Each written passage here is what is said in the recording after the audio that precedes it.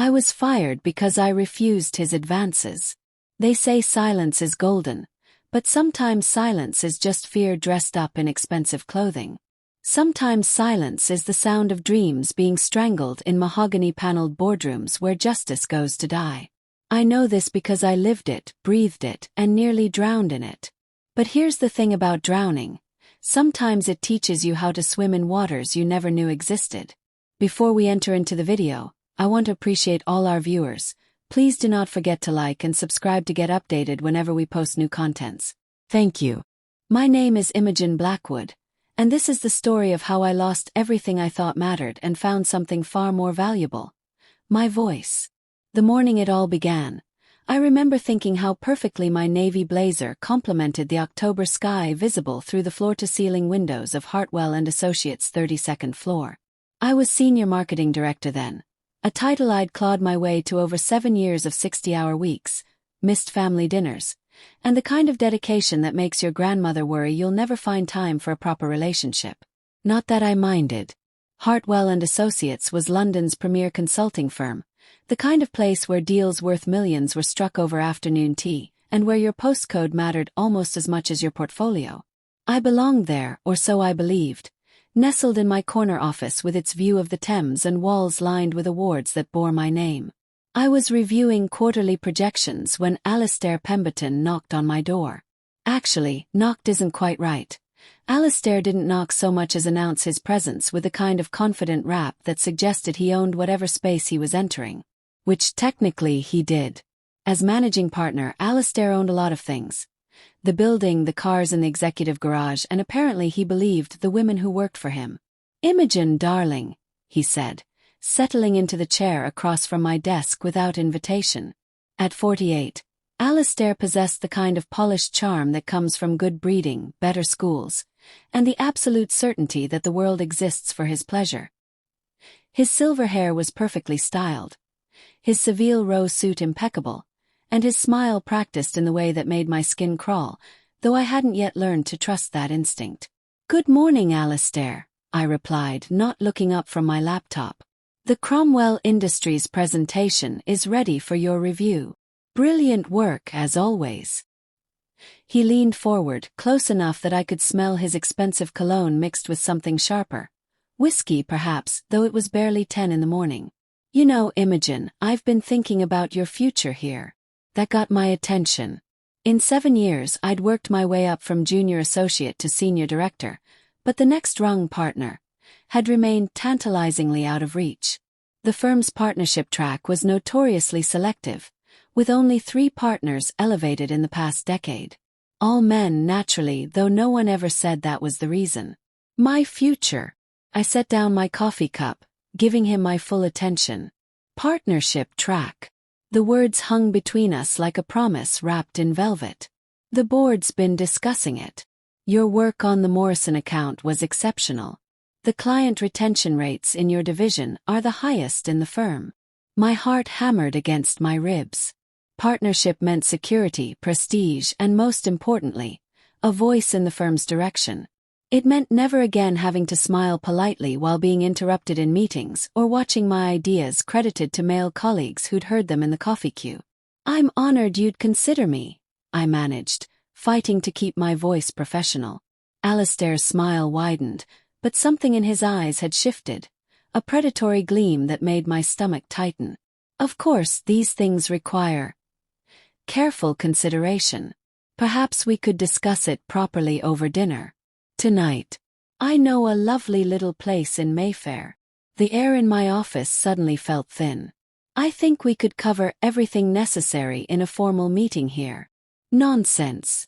His laugh was too loud, too casual. "Business is built on relationships, Imogen. Trust. Understanding." He stood, smoothing down his tie. 8 o'clock. Le Bernardin. "I'll have my secretary send you the details." It wasn't a question. After he left, I sat staring at my computer screen, the quarterly projections blurring into meaningless numbers. A dinner invitation from your boss wasn't unusual in our industry. Partners often cultivated relationships with potential successors. But the way Alastair had looked at me, The way his gaze had lingered on my legs crossed beneath my desk, the casual assumption that I'd agree. It all felt wrong in a way I couldn't yet articulate. My assistant, Felicity, poked her head through the door. At 26, she was sharp as a tack and ambitious enough to make me feel protective. Her own dreams of climbing the corporate ladder reminded me of myself at her age. Hungry, naive, and utterly unprepared for what that hunger would cost. "The Pemberton dinner confirmation just came through," she said, holding up a printed email. "Table for 2, 8 o'clock. Quite posh, that place. Must be important." "Must be," I echoed, though the words tasted like ash. That evening, I stood in my Kensington Flats bedroom, staring at my reflection with the kind of critical I usually reserved for client presentations. The black dress I'd chosen was professional but flattering, the sort of outfit that walked the tightrope between competent and attractive without falling into either trap. My auburn hair was pulled back in a sleek chignon, my makeup subtle but polished. I looked like success. I looked like partnership material. I looked like exactly the sort of woman who should be dining with her boss to discuss her brilliant future. The restaurant was everything Alistair had promised. Understated elegance, soft lighting, tables spaced far enough apart for private conversation. He was already seated when I arrived, having clearly chosen a corner table that afforded maximum privacy and minimal oversight. "Imogen." He rose to kiss my cheek, his hand lingering on my lower back a moment too long as he guided me to my seat. "You look absolutely stunning." "Thank you." I settled into my chair, accepting the wine menu he offered. "Shall we discuss the partnership requirements? All business, aren't you?" His chuckle held a note of condescension that made my jaw tighten. "That's what I admire about you. Such focus." The way he said it made it sound like a flaw. Dinner proceeded with excruciating normalcy. We discussed market trends, client satisfaction rates, and strategic planning for the next fiscal year. Alistair was charm personified, attentive, intellectually engaging, the perfect dinner companion. If I hadn't noticed how his compliments seemed designed to fluster rather than praise, how his questions probed personal details that had nothing to do with my professional qualifications, I might have relaxed. But I noticed everything. The way his fingers brushed mine when he refilled my wine glass. How he'd chosen wines that arrived with suspicious frequency. The casual comments about my personal life that felt more like fishing expeditions than friendly interest. "You know," he said as dessert arrived, "I've always wondered why someone as beautiful and accomplished as you hasn't settled down. No husband hiding away somewhere." "I prefer to focus on my career," I replied carefully. "Admirable. Though surely you don't want to spend all your time alone." His foot found mine beneath the table, a contact that could have been accidental if not for how it lingered. Life's too short for such isolation. My skin crawled, but I forced myself to smile. "I'm quite content with my life as it is." "Are you?" He leaned closer, his voice dropping to what he probably imagined was an intimate whisper. "Because I think we could be very good together, Imogen. Very good indeed. Partnership isn't just about professional qualifications, you know. It's about compatibility, understanding, mutual benefit." The meaning was unmistakable now, hanging between us like a sword. Partnership in exchange for what? My dignity, my self-respect, my body. "I think there might be some confusion," I said, my voice steady despite the rage building in my chest. "I'm interested in partnership based on my professional merits." Alistair's expression hardened almost imperceptibly, the charming mask slipping just enough to reveal something cold beneath. "Merit is subjective, darling. Success in this business requires flexibility, adaptation, the ability to collaborate effectively." He reached across the table, his fingers closing around my wrist with just enough pressure to make his point. "I could make your career, Imogen. Or I could make it very difficult indeed." I pulled my hand free, my heart hammering so loudly I was certain everyone in the restaurant could hear it. "I think this dinner is over." "Is it?" His smile was sharp now, predatory. Think carefully about what you're walking away from. Opportunities like this don't come twice. I stood on legs that felt like water, gathering my purse and coat with hands that trembled only slightly. Good evening, Alistair. This isn't finished, Imogen, he called after me, his voice carrying just enough to make the nearby tables turn. We'll speak again soon. The next morning arrived grey and drizzling London weather that matched my mood perfectly. I'd spent the night alternating between fury and nausea, replaying every moment of the dinner and wondering if I'd misunderstood, if I'd been too sensitive, if this was simply how business was conducted at the highest levels. But I knew better. The memory of Alistair's hand on my wrist, the calculation in his eyes, the casual way he'd threatened my career. There was no misunderstanding that.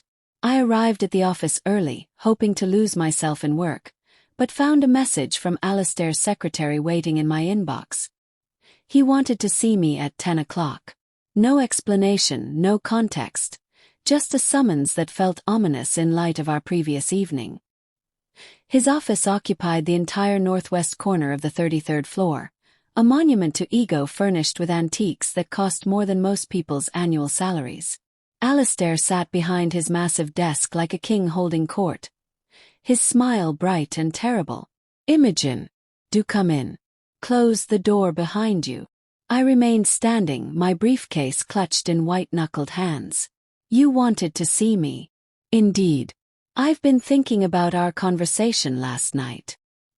He rose, moving around his desk with predatory grace. I'm afraid you may have gotten the wrong impression about my offer. I don't think I did. Oh, but you must have. He was close now, close enough that I could see the flecks of gold in his pale blue eyes. Because surely an intelligent woman like yourself wouldn't throw away 7 years of hard work over a simple misunderstanding. My mouth felt dry as cotton. What exactly are you saying? I'm saying that partnership requires total commitment, loyalty, the willingness to put the firm's needs, my needs, before your own small concerns. His hand reached toward my face, and I jerked back instinctively. I'm saying that ambitious women sometimes need guidance about how to channel that ambition effectively. And if I refuse that guidance? His expression didn't change, but something arctic entered his voice. Then perhaps you're not as intelligent as I thought. Perhaps you're not partner material after all. I stared at him, this man I'd respected, whose approval I'd craved, whose opinion had shaped my self-worth for nearly a decade. The threat was clear. Submit or suffer the consequences. Play his game by his rules or find yourself playing alone. I see, I said quietly. Do you? He moved closer still, backing me toward the door. I certainly hope so.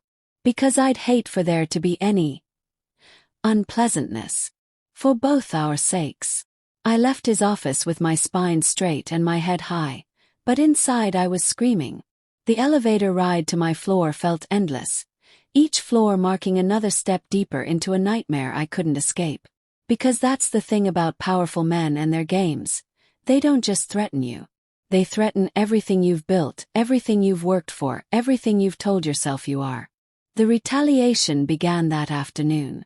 It started small, meetings I wasn't informed about, emails I was somehow left off, client calls that went directly to my subordinates instead of through me. When I asked Felicity about the scheduling changes, she looked uncomfortable. Mr. Pemberton's office sent new protocols, she said, not quite meeting my eyes. All client communications for your accounts are to be routed through Mr. Hutchinson. Rupert Hutchinson was my deputy, a competent but unremarkable man who joined the firm 6 months after me but somehow commanded twice my starting salary. The irony wasn't lost on me. On whose authority? Mr. Pemberton's. She handed me a memo stamped with his signature. Effective immediately. I read the memo 3 times, searching for some professional justification that didn't exist. The language was deliberately vague. References to restructuring for optimal efficiency and streamlining communication protocols. But the message was crystal clear. I was being systematically excluded from my own responsibilities. By the end of the week, I was a director without a portfolio, a senior employee with nothing to direct. My access to the client database had been revoked. My company credit card was suspended pending routine audit. Even my parking space was reassigned to accommodate visiting executives. I could have fought each individual change, demanded explanations, involved HR. But I understood the game now. Alistair wasn't just punishing me. He was making me complicit in my own destruction. Every time I protested, I looked paranoid. Every complaint made me seem difficult, unstable, the sort of hysterical woman who saw persecution where none existed. The other employees began treating me differently too. Not with malice exactly, but with the careful distance people maintain around someone marked for termination. Conversations stopped when I entered rooms. Invitations to drinks or coffee became mysteriously scarce. I was becoming a ghost in my own professional life. Felicity was the only one who seemed genuinely sympathetic, though even she kept her support carefully quiet. She'd slip me copies of emails I should have received, update me on meetings I'd been excluded from, and generally served as my early warning system for the various humiliations being planned. "The Morrison account presentation has been moved to tomorrow," she whispered one afternoon, glancing nervously around my office. "Mr. Hutchinson is giving it instead of you." Morrison Industries was my baby. A relationship I'd cultivated for 3 years, a client who'd specifically requested my involvement in their expansion strategy. I'd spent months preparing the presentation, crafting every slide to perfection. Did they give a reason? Something about scheduling conflicts. Felicity's expression suggested she found the explanation as unconvincing as I did. "But Imogen, Mr. Pemberton was asking about your performance reviews. From before. He had HR pull your entire file." My blood turned to ice water. Performance reviews were weapons in corporate warfare, and I knew mine weren't perfect. No one's were. There was always something. Arriving late due to a client emergency, missing a deadline because of competing priorities, the occasional disagreement with a colleague's strategy. Individually, these incidents were meaningless. Collectively, in the hands of someone determined to destroy you, they became a pattern of incompetence. That night, I sat in my flat with a bottle of wine and my laptop, researching employment law with the desperate focus of someone who knows she's sinking.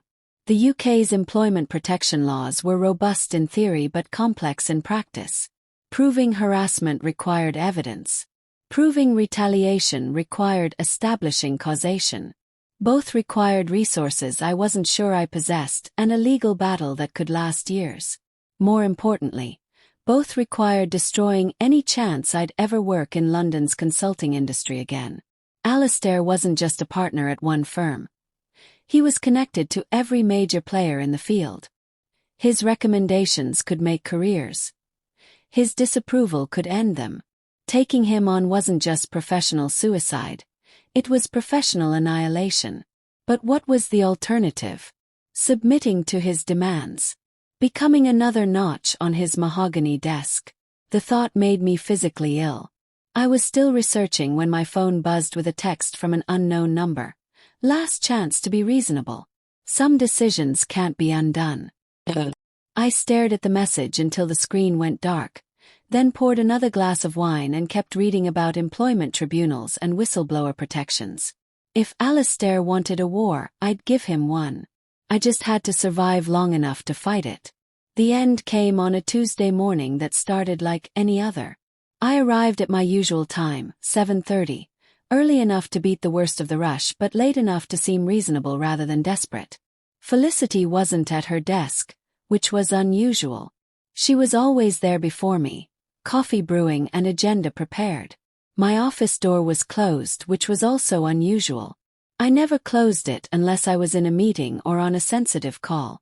As I reached for the handle, I heard voices inside.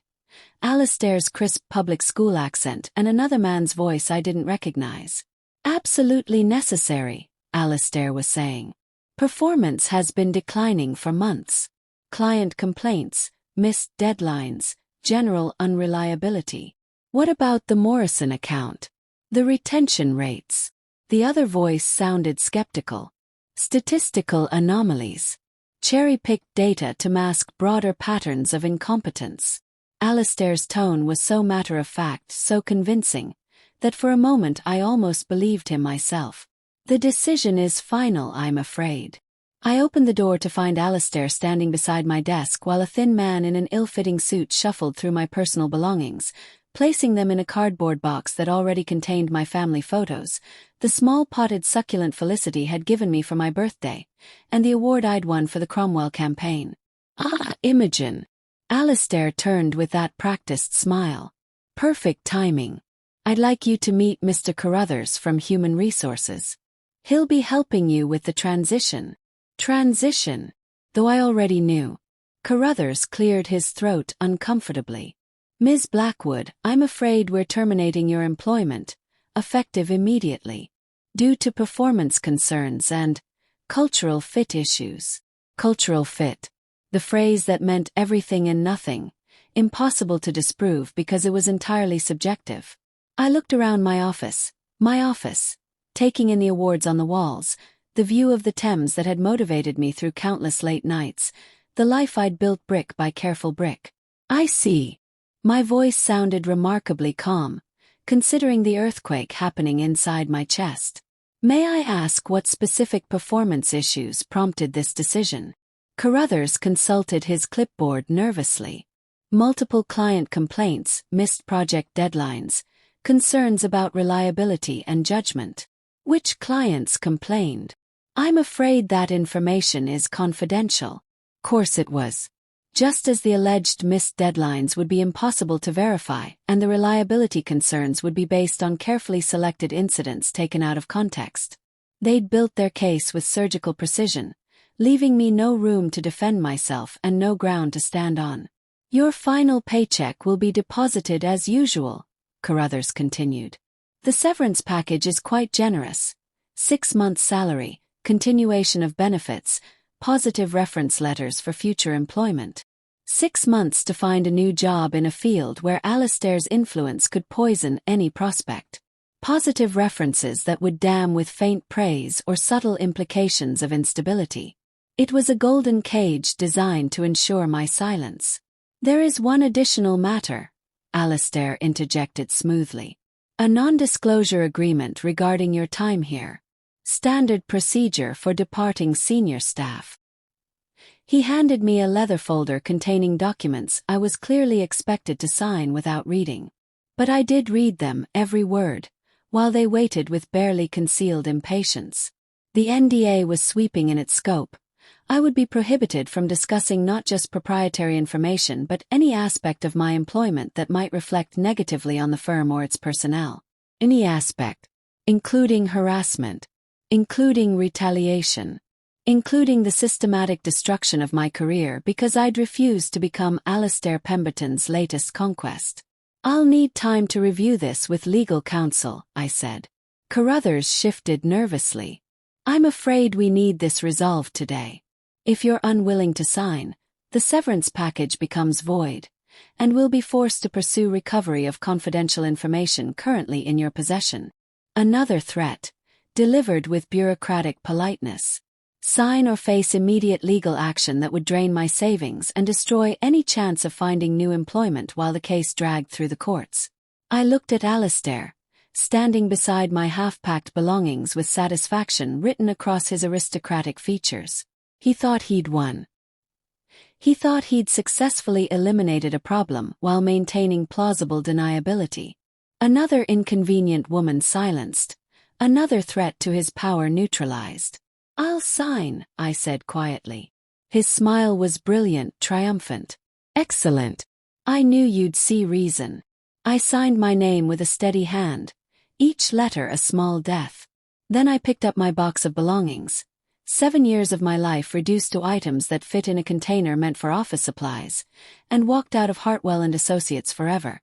The months that followed were the darkest of my life. The severance money helped, but it couldn't fill the gaping hole where my identity used to be. I defined myself by my work, my success, my place in that gleaming tower overlooking the Thames. Without it, I felt like a ghost haunting my own existence. Job interviews were exercises in humiliation. Potential employers were polite but distant, asking carefully neutral questions about why I'd left Hartwell and Associates and accepting my rehearsed answers about seeking new challenges. But I could see it in their eyes. The subtle doubt, the unasked questions about what really happened to make a successful senior director suddenly available. Alistair's influence was everywhere. Not obvious, never traceable, but present like a poison in the water. A call to a former colleague, a casual mention at an industry dinner, a recommendation that arrived just a bit too late. He'd made me radioactive without leaving fingerprints. I applied for dozens of positions. I networked with old contacts who seemed genuinely sympathetic but mysteriously unable to help. I attended industry conferences where former colleagues greeted me with forced cheerfulness and carefully changed subjects when I mentioned looking for new opportunities. The worst part wasn't the rejection. It was the gradual erosion of my confidence. When you're told repeatedly that you're not quite right for a position, that your qualifications don't quite match their needs, that they've decided to go in a different direction, you begin to believe it. You begin to wonder if maybe you weren't as good as you thought. Maybe Alistair was right about your performance. Maybe you really weren't partner material. Depression settled over me like fog, thick and gray and suffocating. I stopped returning calls from friends who asked how the job search was going. I avoided social events where I'd have to explain my prolonged unemployment. I spent days in my pajamas, applying for positions I was overqualified for and still being rejected. It was during one of these dark periods, 3 months after my termination, that I received an unexpected visitor. I was contemplating the merits of day drinking when my doorbell rang. I ignored it initially. Nothing good ever came from unexpected visitors, but whoever it was proved remarkably persistent. I finally opened the door to find a woman about my age, professionally dressed but somehow different from the usual corporate clones. Her blonde hair was cut in a sharp bob, her makeup minimal but striking, and her eyes held an intensity that suggested she didn't accept easy answers. "Imogen Blackwood?" she asked. "Yes. My name is Vivian Sterling. I'm an investigative journalist with The Guardian. I'd like to speak with you about Alistair Pemberton." My heart stopped, then started again, beating so hard I felt dizzy. "I'm afraid I can't discuss my former employer. Because of the NDA." Vivian's smile was knowing. "I'm aware of those. Pemberton's quite fond of them.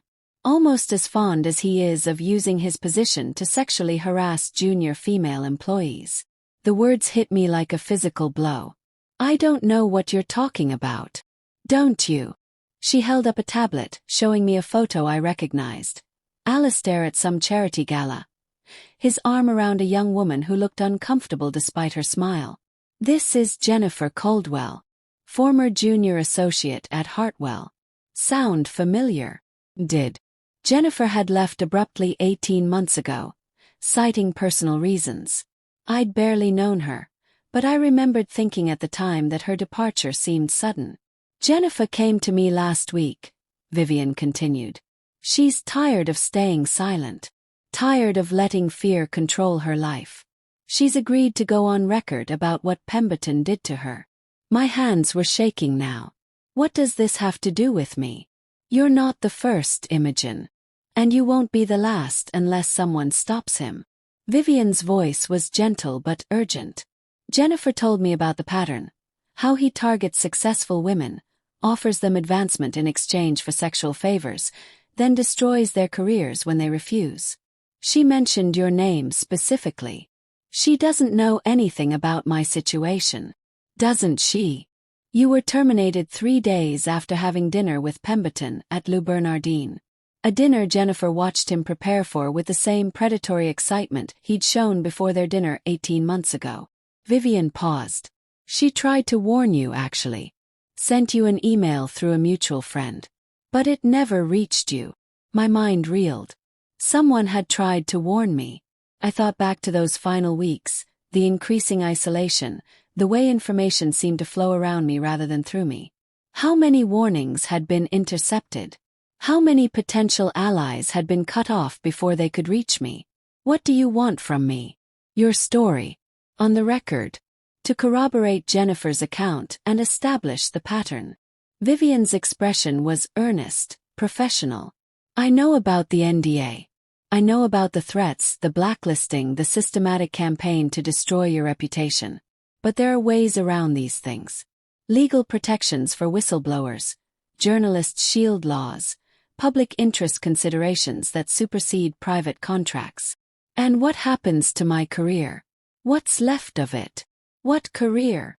The question was blunt but not unkind.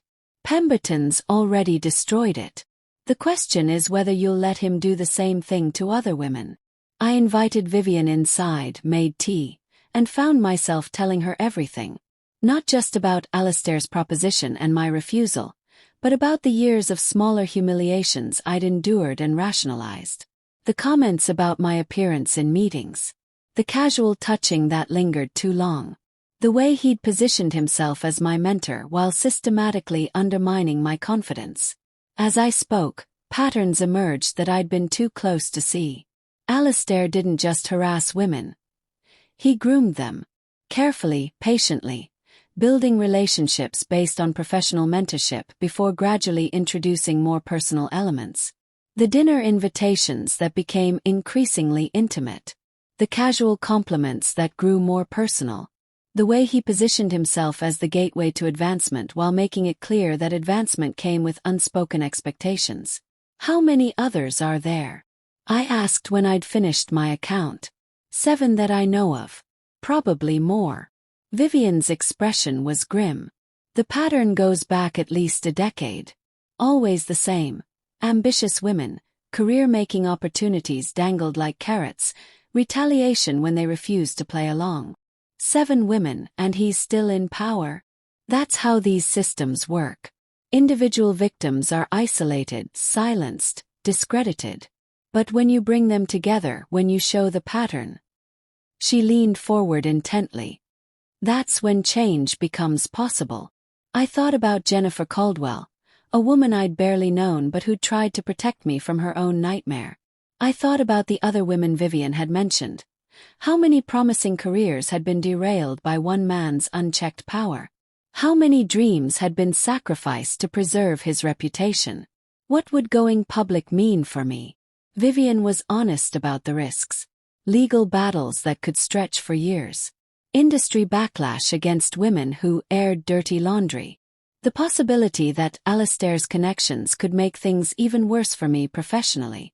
But she was also honest about the alternatives.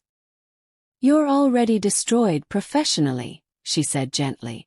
Pemberton's seen to that. The question is whether your destruction serves any purpose beyond satisfying his ego. Whether it protects other women or just enables more abuse. That night, I called my sister Tabitha for the first time in months. Tabitha was a barrister, sharp and fearless in ways that had always intimidated me slightly. When I told her what had happened, really told her, not the sanitized version I'd been rehearsing for job interviews, her reaction was immediate and volcanic. That absolute bastard, she said, her usually precise diction slipping into fury. Imogen, you have to destroy him. Professionally, legally, publicly. You have to make him pay. It's not that simple. The NDA. Sod the NDA. There are exceptions for criminal behavior, for matters of public interest. Besides, what's he going to do? Sue you. Bring more attention to his predatory behavior. He could make things worse for me. How? Tabitha's voice was sharp. You've lost your job, your reputation, your industry connections. What's left for him to take? She was right and we both knew it. I'd been so focused on protecting what remained of my career that I'd failed to see how little was actually left to protect. Alistair had already taken everything that mattered to him. The only thing remaining was what mattered to me. My integrity, my voice, my refusal to let him win. I called Vivian the next morning and agreed to go on record. The process of building a case was exhausting and empowering in equal measure. Vivian introduced me to Jennifer and 3 other women who'd agreed to speak publicly about their experiences with Alistair. Each story was different in its details but identical in its structure. The mentorship that became manipulation, the professional advancement that came with sexual strings attached, the brutal retaliation when those strings were cut. There was Beatrice Thornberry, a former junior partner who'd been forced out after rejecting Alastair's advances at a client retreat. The firm had claimed budget constraints, but somehow found money to hire 2 male associates within the month. There was Cordelia Winters, a brilliant analyst whose research had been credited to male colleagues after she rebuffed Alastair's increasingly aggressive propositions. She'd eventually quit in frustration, her contributions erased from company records as thoroughly as if she'd never existed. And there was Penelope Hartwell, yes, a member of the founding family, which made her case particularly devastating. Even family connections hadn't protected her from Alastair's predation. When she'd complained to her uncle about his behavior, she'd been told to manage the situation professionally, and eventually forced out in a restructuring that conveniently eliminated only her position. Each woman's story added weight to our collective account. What seemed like isolated incidents in individual cases became an undeniable pattern when viewed together. Alastair wasn't just a man who'd made a mistake or misread signals. He was a serial predator who'd weaponized his position to exploit women systematically. Building our case required more than just testimony, though. Vivian worked her investigative magic, tracking down former employees who could corroborate our accounts, finding documentation that supported our timeline, and most crucially, uncovering financial records that revealed the firm's history of settlements with former female employees. 12 women in 8 years, she told me over coffee one afternoon. Her laptop screen filled with spreadsheets that told a damning story. Each one signed an NDA. Each one received substantial financial compensation. The firm's been paying hush money to cover Pemberton's behavior for nearly a decade. The revelation was staggering. Hartwell and Associates wasn't just tolerating Alastair's predation, they were actively covering it up, treating sexual harassment as a cost of doing business, budgeting for settlements the way other companies budgeted for office supplies. Why hasn't anyone exposed this before? Because the system is designed to prevent exposure. Individual NDAs keep victims isolated and silent. Settlements include non-disclosure clauses that prevent even acknowledging the payment occurred. The firm handles everything through separate legal counsel to maintain privilege. Vivian's expression was grim. It's a perfect machine for enabling abuse. But machines can be broken, and we were about to throw a very large wrench into this one. The Guardian's legal team reviewed our story for weeks, checking every fact, verifying every quote, ensuring that Alastair couldn't claim libel or sue for damages. Meanwhile, I lived in a strange limbo, unemployed but purposeful, destroyed but somehow stronger than I'd been in years. The other women and I developed an unlikely friendship forged in shared trauma and mutual support. We met regularly, sometimes to discuss the case but often just to remind ourselves that we weren't crazy, weren't oversensitive, weren't making mountains out of molehills. We were survivors of a system designed to silence us, and together we were finding our voices again. Jennifer, I discovered, was remarkable, funny and fierce and utterly unbroken despite what Alastair had put her through. She'd left consulting entirely, starting her own marketing firm that specialized in helping female entrepreneurs. Her business was small but growing, built on principles of mutual respect and authentic collaboration. "I spent so long trying to succeed in their system," she told me one evening as we shared wine and war stories. "It never occurred to me that I could build my own." The article ran on a Thursday morning in February. I woke to texts from Tabitha. "You magnificent creature, you've done it." Missed calls from reporters seeking comment, and an email inbox flooded with messages from women I'd never met thanking me for speaking out. Vivian had titled the piece, "The Pemberton Pattern: How One Man's Predation Was Enabled by Corporate Silence." It was devastating in its thoroughness, connecting years of abuse to institutional complicity, naming names and citing documents that made denial impossible. The reaction was immediate and explosive. By noon, Hartwell and Associates stock had dropped 12%. By evening, 3 major clients had announced they were reviewing their relationships with the firm. Alastair's carefully constructed world was crumbling in real time, broadcast across social media and financial news with a kind of viral intensity that destroys reputations overnight. The firm's response was predictably corporate: A statement expressing shock and disappointment, promises of thorough investigation, and the immediate suspension of Alastair pending review. Within 72 hours, he'd been terminated. His partnership dissolved. His access to company resources revoked. But the real victory wasn't Alastair's downfall. It was what came after. Women began reaching out, not just from Hartwell but from across the industry. They shared their own stories of harassment, discrimination, and retaliation. They spoke of opportunities denied, voices silenced, careers derailed by men who believed power was a license for predation.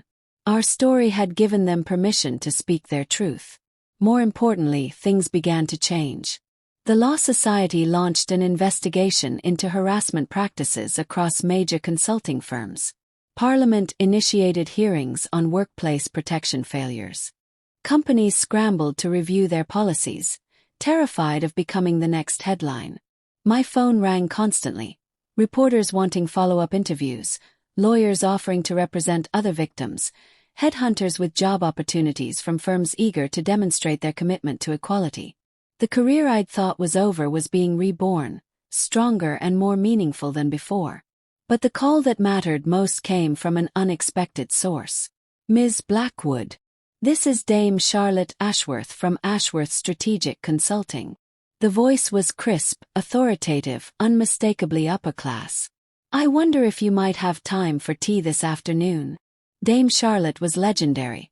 The first woman to make partner at a Big Four firm, founder of her own boutique consultancy that had become the most respected strategic advisory in Europe. She was also notoriously selective about personnel, hiring perhaps one new senior consultant per year. We met at Claridge's, naturally. Dame Charlotte was in her 70s but possessed the kind of timeless elegance that made age irrelevant. Her silver hair was perfectly styled, her navy suit impeccable, her handshake firm enough to crack bones. "I've been following your situation with great interest," she said after we'd ordered. "What you've done took considerable courage. I'm not sure courage is the right word. Desperation might be more accurate." Her laugh was sharp and genuine. Courage and desperation often look remarkably similar from the outside. The difference is whether you choose your battles or let them choose you. She offered me a position as senior partner. Not junior, not associate, but full partner with equity stake and decision-making authority. The salary was 30% higher than what I'd earned at Hartwell. The office would be in Canary Wharf, with views that made my old Thames outlook seem provincial. "Why?" I asked, because the offer seemed too good to be true. "Because you've proven something valuable, that you can't be bought, intimidated or silenced. In this business, integrity is rarer than platinum and twice as valuable." Dame Charlotte's eyes gleamed with something like pride. "Also, frankly, because having you on our team sends a message to every other firm in London. We don't tolerate predators. We don't enable abusers. We succeed by being better than that."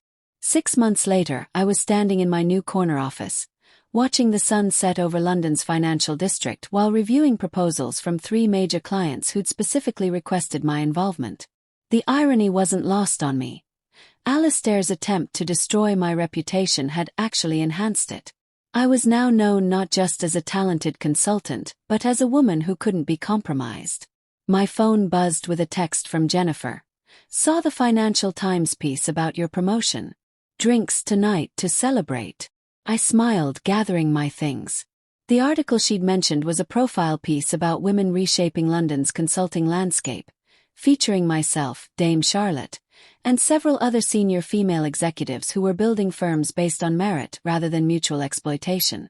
As I waited for the elevator, I thought about that dinner at Le Bernardin nearly a year ago, when Alastair had tried to trade my dignity for advancement. He'd been right about one thing. Partnership did require collaboration. But he'd been catastrophically wrong about what kind. Real partnership was what I'd found with Dame Charlotte, with Jennifer and the other survivors, with the women who'd reached out after reading our story. It was built on mutual respect, shared purpose, and the revolutionary idea that success didn't require sacrificing your soul. The elevator doors opened, and I stepped inside, heading toward a life I'd built not by submitting to power but by refusing to let it break me. Outside, London glittered with possibilities I was finally free to pursue. Alastair Pemberton, I'd heard, was working at a small firm in Manchester now, a significant step down from his former glory. His reputation followed him like a shadow, making partnership tracks impossible and client development nearly futile. He'd discovered what I'd learned the hard way. Reputations, once damaged, are almost impossible to repair. But unlike mine, his destruction had been earned. As the elevator descended toward the lobby and my new life, I thought about all the women who'd come before us, who'd suffered in silence because they had no choice.